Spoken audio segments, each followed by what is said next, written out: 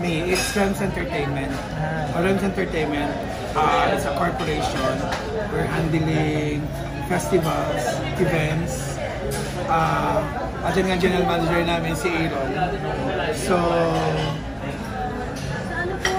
we already having festivals sa ibang bansa. So, we handle International Film Festival Manhattan, Indonesia, we have India, and this coming December we have New York. Ngayon, nagtatlong beses na akong nag-e-entry sa FAMA sa short film, and then parang tatlo ko to, and tsaka ko pa siya nakuha, nanalo ako. So the board decided na, why not kung we ask Ma'am Francia, the president of FAMAS, if possible na karoon ng tie-up collaboration that we produce FAMAS as short film festival. Kasi yun nga, Rems Entertainment kasi, we focus kasi to support yung vision namin. That's why we already opened VS Cinema sa Quezon City. The cinema caters new filmmakers to have avenue to, you know, to expose their film.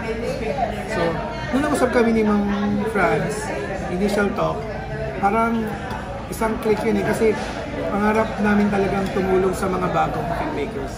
At ang maganda, hindi na rin ako makakasali kasi syempre.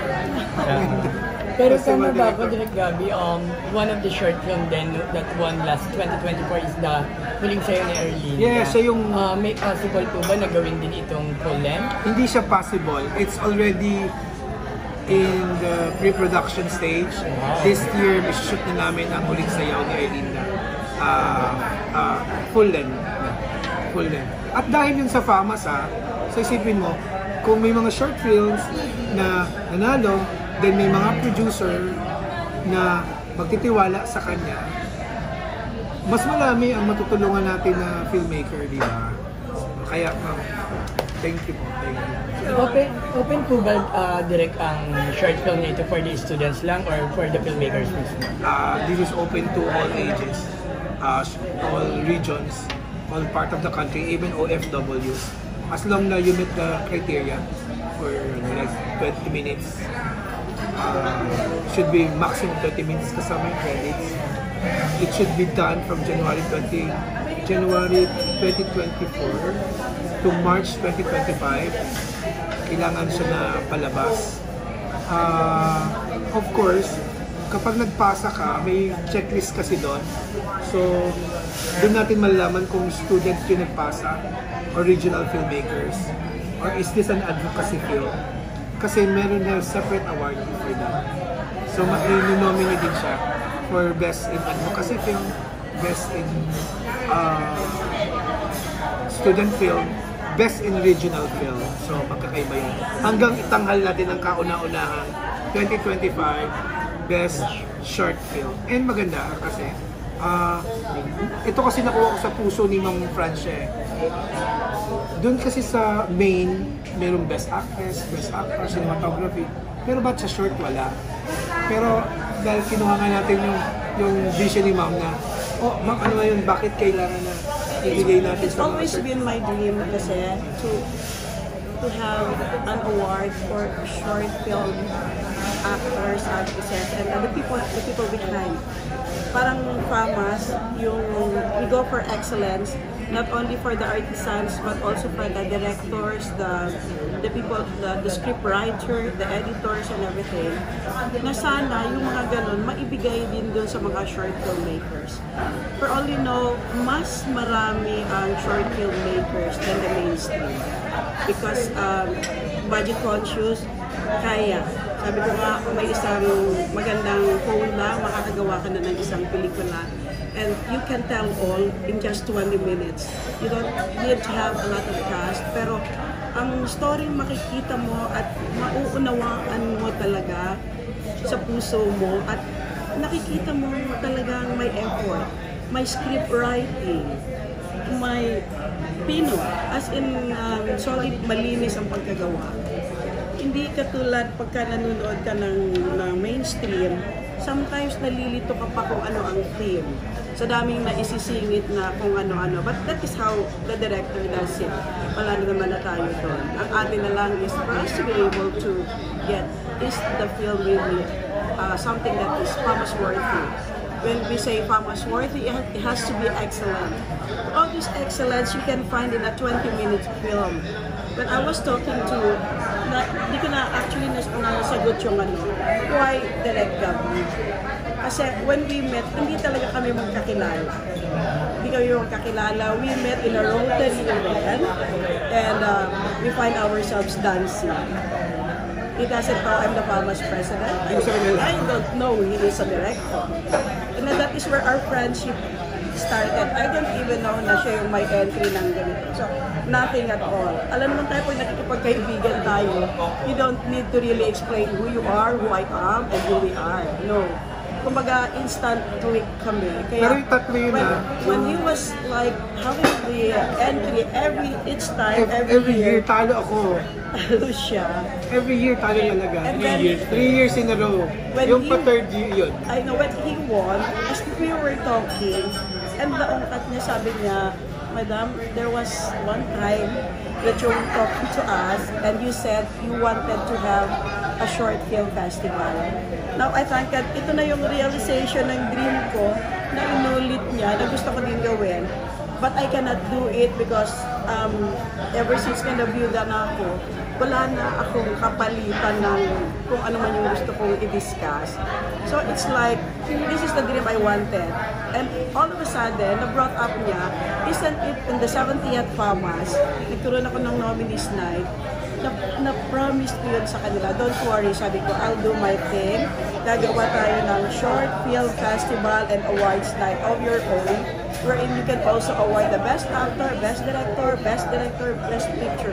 Kung ano yung binibigay namin dun sa category award ng Famas, which is 73 years old now, bibigay din natin sa short film. So, with the same trophy. I'm very thankful, sabi ko, grateful and for him for making this dream of mine na marirealize na after like what, two years. So in the third year, here we are and we are doing this together.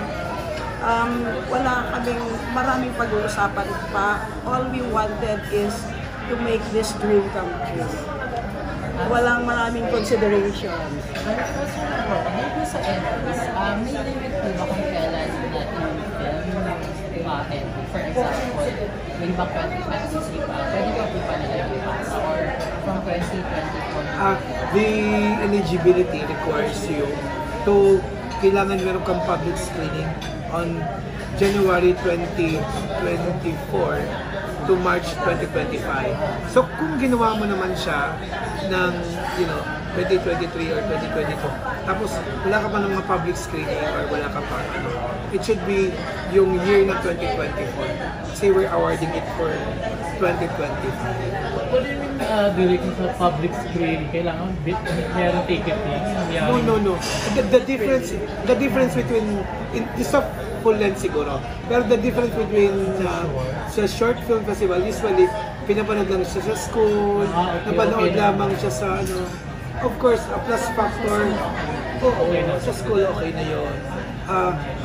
Basta nagpalabas to March 2025. Kaya kung ngayon kagagawa, kailangan meron kang ma-defense mo siya. May public viewing ka bago March 2025. Otherwise, it will be eligible for the 2026 short film festival. So, ang plano niyo talagang yearly na ito?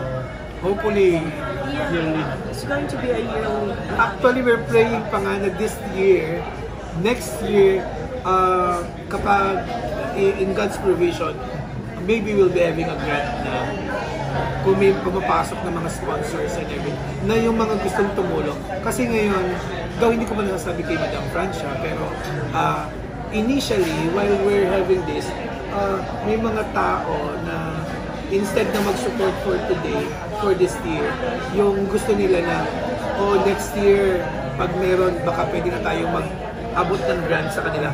Grant is different Kasi it's, 500,000, 700,000 makes a difference sa isang filmmaker kung may ibigay yung grant na yun.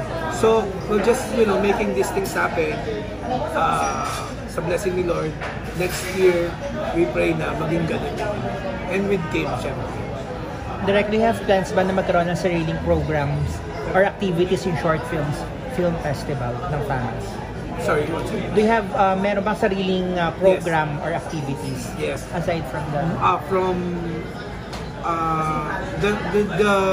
the dates you have to remember is March 25 is the deadline of submission.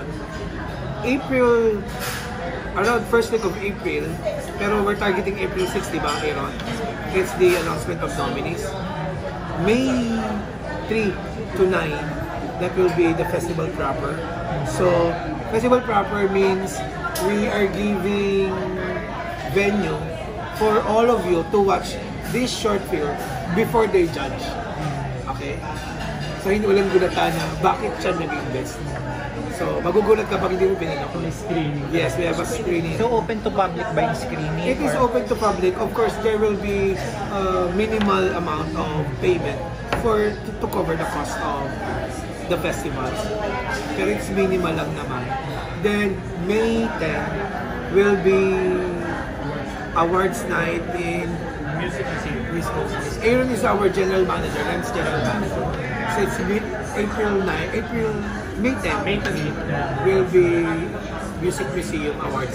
So, direct ilan yung nominees na i-shortlist mo for the short film? We are arranging it pa kasi nung una kasi akala naman konti lang yung pumasa. Pero ngayon kasi grabe pala ma'am yung mga May bilang na po ba yung Yung entrance? madami pang hindi pa, marami po na inquiry. Pero at this stage kasi, so hindi pa to confirm kasi kailangan ko ng black and white. It should be confirmed by the FAMAS president. Pero I'm eyeing for like 20 entries na 20 entries.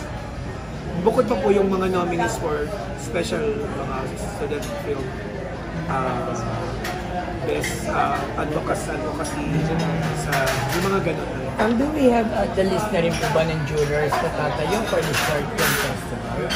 For their protection, and wala pa rin naman kaming signing, kanina tinanong sa akin yan, they will be posted before and after the festivals. Pero at Sa this FAMAS stage, kasi sa category award ng annual FAMAS award, we don't really post juries to avoid lobbying. delikado. But during the awards night, lahat naman yun pina-flag na. Ito yung mga jurors natin. But you know, during the time na nag-screen, we don't have to tell who are the juries. Kasi, sad to say, may mga naglalobby kasi talaga. Actually, ma'am, sa akin hanggang ngayon may And meron I na. don't want all those to Meron be na. affected by iwasan natin yun. Kaya, it's not that we don't want you to know who the jurors are. Baka sabihin yung hindi naman qualified yan. Pero rest assured, mga magagaling na tao. And during the event, it will be exposed sa Yan kanila. natin yan. Kami nga, we're not even exposing the name of the juries and yet we've been accused of a lot of things already. Pero we just keep mum kasi kilala namin yung kami rather than kung ano yung sinasabi nyo sa sarili nyo about the people behind it.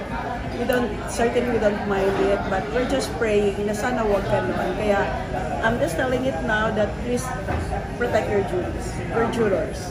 Kaya hindi pa rin kami nag-ano. Nabanggit nyo kanina, Direk, na same trophy rin ito ng annual awards yung ginagawa ng Yun nga ang maganda. FAMAS. Ma'am, trophy daw. 3.5 I kilos. really, sabi ko nga, the reason why I really want this because nanghihinayang din ako dun sa mga magagaling na mga filmmakers ng short film. They really deserve this. Sabi ko nga, the most coveted trophy, it's a 3.5 kilos na ganun kabigat and it's made of solid bronze. And well, I can say it's pricey. Somebody deserve it na magkaroon ng ganon dahil it's 5 figures. It's a 5 figure. Gabi, ano yung mga unsolicited advice mo for those filmmakers na first time sumali but siyempre merong malalaglag sa pagpili? Ano yung the usual advice mo? Okay. Doon sa FAMAS, nung sumali ako dito, Ibang beses ako sumali. 3 beses lang ako na-nominate. Yung 2 nun laglag na. So that's, pwede ko lang banggitin yung mga pelikulang yun. This is for the short film. Then, lahat ng nominado ko, it's ang mga abo, Tokador ni Tatang and Huling Sayaw ni Erlinda, the recent. Actually, ang mga abo, short film, won international. Sa Venice siya nanalo. Tokador ni Tatang won Best Short sa New York. Pero nominee lang kami sa Kama. So lahat ito, everyday na doon ako nangangarap na ako yung tatawagin. I don't know them, basta fighting spirit lang ako. Then, Huling Sayaw na Erlinda, palimang entry, palimang nom. Ito na yung parang, pag sabi kong Huling Sayaw na Erlinda, ito na yung huling sayaw, huling sali ko. Pero nanalo.